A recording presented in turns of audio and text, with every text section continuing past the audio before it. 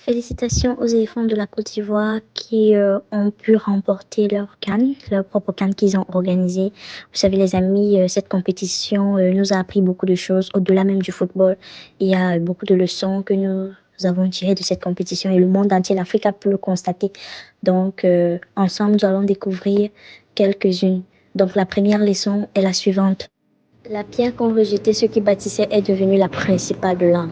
Parfois, le Seigneur, lorsqu'il veut t'élever, te faire asseoir sur la table des rois, il te fait traverser des moments difficiles d'abord, des périodes d'humiliation, des périodes de faiblesse, des périodes rabaissantes. Voilà la Côte d'Ivoire qui a encaissé 4 buts à 0 face à la Guinée équatoriale. Le pays était en colère, les gens se moquaient d'eux, ils ne vaut rien, franchement, ils sont des faiblards et tout ce qui allait avec, sans savoir ce que le Seigneur avait réservé pour eux pour la suite. Vous savez, quand tout le monde dit c'est fini pour eux, ils ne peuvent plus rien faire, ils ne peuvent plus aller quelque part, c'est là où il fait son entrée, c'est là où Jésus-Christ fait son entrée. Quand le Seigneur fait son entrée face à leur qualification après le Maroc, ça a été formidable. La deuxième leçon que nous apprenons de cette compétition, c'est qu'il ne faut jamais baisser les bras. Tant qu'il y a la vie, il y a espoir. Les éléphants étaient déjà presque enterrés, mais c'est grâce à la victoire du Maroc qu'ils ont été ressuscités. Tant qu'il y a la vie, les amis, tant qu'il y a la vie, il y a espoir. Tant que c'est pas encore fini pour toi, il faut te battre jusqu'à la dernière minute. Et quand ils sont revenus plus forts. Parfois, nous avons besoin de ces encouragements-là et de maintenir le moral haut.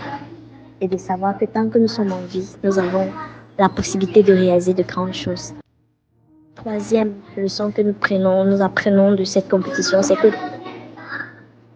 chacun de nous a un don particulier, a un talent particulier. Parfois, nous avons besoin d'une motivation. Parfois, nous avons besoin des personnes qui nous motivent, des personnes qui croient en nous.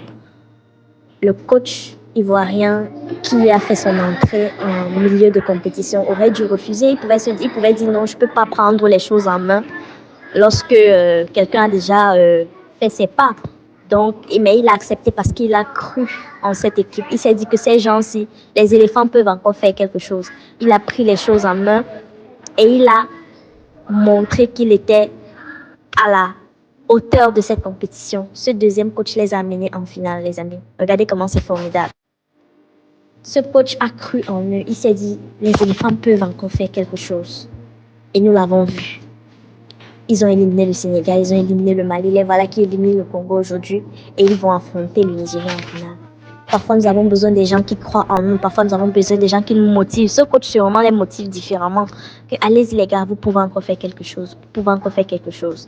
Donc parfois, nous avons besoin des amis, des frères et sœurs, des partenaires qui nous motivent, qui nous disent vas-y, tu peux le faire, vas-y, ne baisse pas les bras, vas-y, tu peux le faire. Parce qu'il y a des gens qui ont ce manque de confiance en eux. Ils peuvent réaliser de grandes choses.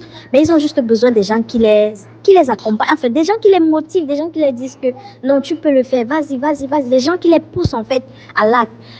Des gens qui les encouragent. Donc, bravo une fois de plus à la Côte d'Ivoire et bonne chance pour la suite.